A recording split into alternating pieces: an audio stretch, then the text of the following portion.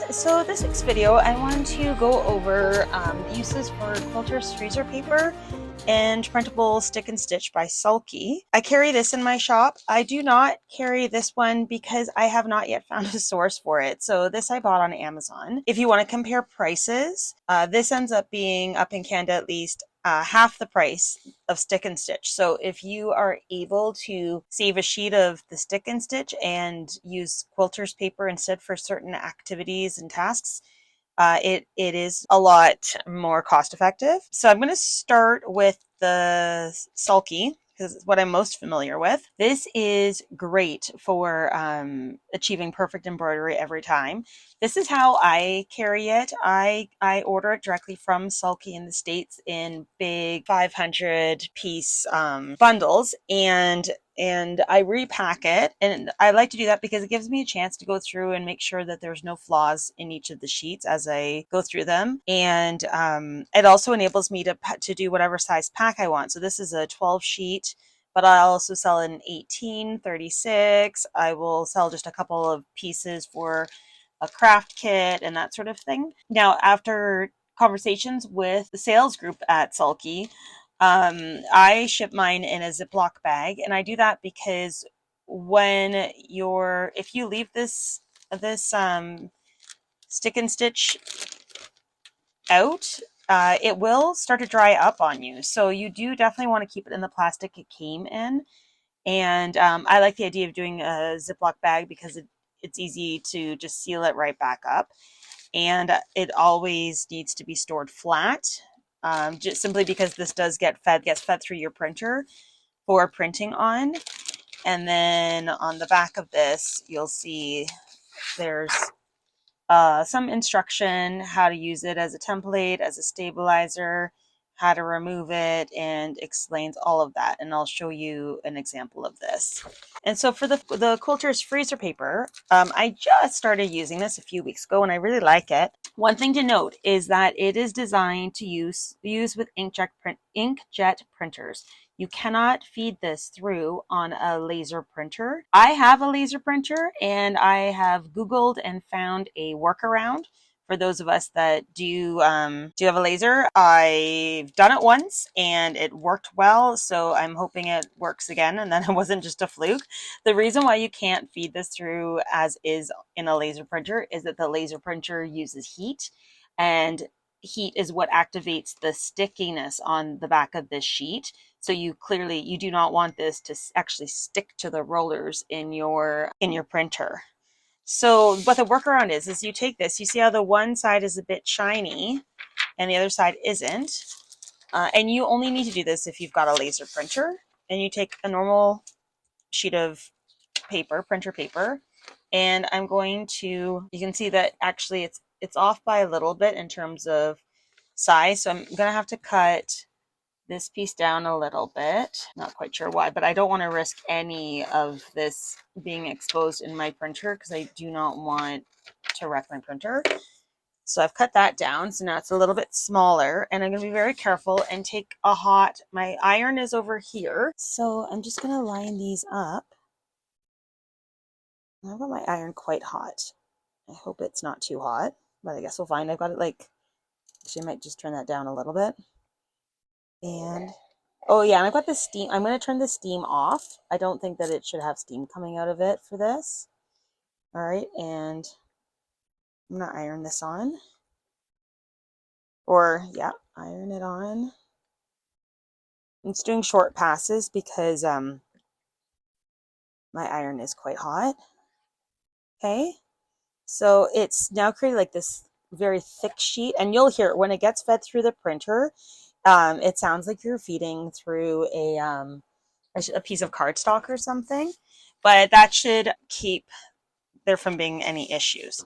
So I made up something, a designer. It's a bunch of applique pieces I've been meaning to work with, and I'm going to print those off on this, and then I'll show you what we're going to do. All right, so I am back and I had success. Yay. So this is my sheet. It's got a little crumpled in the printer, but that is totally okay. And so now I'm just going to peel that off. And so now I've got my freezer paper with the the images on it, which is brilliant.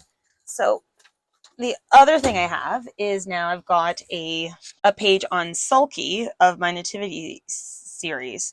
So with Sulky, I would always save this. If you've got intricate embroidery and things that you're doing and you really want to get it perfect, that is what you want to use this for. If you just have shapes that you want to cut out super accurately, I would opt for the freezer paper for a couple of reasons. It's obviously less expensive, and each of these pieces you can reuse them time after time. I've played around with some that I've used up to 20 times over and over again on things. So I'm just going to get, and it works for felt and for fabric. So this is actually some stuff I'm going to be doing with fabric, but I will just show you on the felt because I have a piece. So I'm just going to cut out this, and I'm going to grab my iron and iron it on. So that's nicely ironed on. And now I can very easily go and cut out directly on that line. So if I have any like real complicated angles and things that I need to cut out, this is going to just give you that accuracy at a low cost. All right. And then once you get that cut out, it just peels off like that. And you've got your nice piece. And then the back is not sticky whatsoever. So it's also nice to work with in that manner. You can take it and you can put it on again. And now it's stuck again. Keep using this as a nice tracer piece.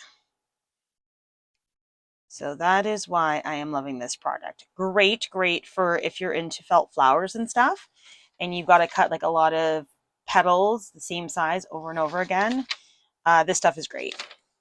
Now for the Sulky, I'm just going to show you if I were to cut out one of these pieces.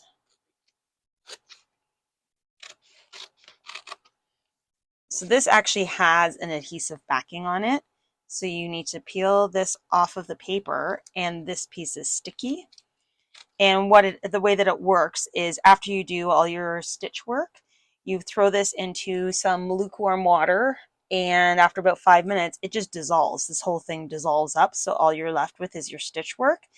Now, you do have to be careful with this because you are soaking your project in water in order to get this off. You need to make sure that the fabric or felt that you're using has been pre-shrunk for sure, because then you're going to end up with, if you have not pre-shrunk, it will shrink afterwards and everything will be sized just that much smaller. Whereas if you pre-shrink it, it's already been sized smaller, so it won't shrink more. It may still shrink a little bit, but nothing to be concerned about.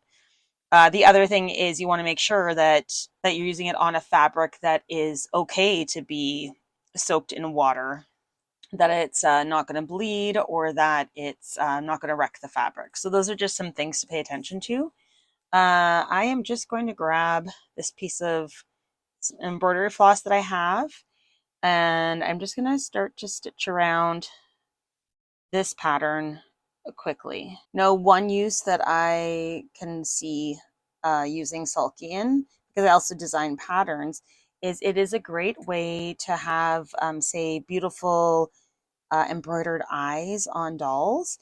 Like, it's something that I use in my nativity series for the donkey. These little eyes are done with the Sulky, and you can see how perfect they are, and they're in exactly the correct spot on either side of that head. So it really enables you to get some really professional results. The downside is the cost, but I have not found anything that is at all similar to it. There is a product I'm going to be checking out, hopefully sooner than later, that a supplier told me about, and it's a spray, and it basically, from my understanding, you can almost make your own freezer paper with it. Like, you would do your design and then you would spray this back and then it can adhere. So I think that it's it makes this. So I'll find out more about that and maybe do a review on it once I get my hands on it. All right, I'm just going to finish this off camera because it's probably pretty boring for you to watch me stitch.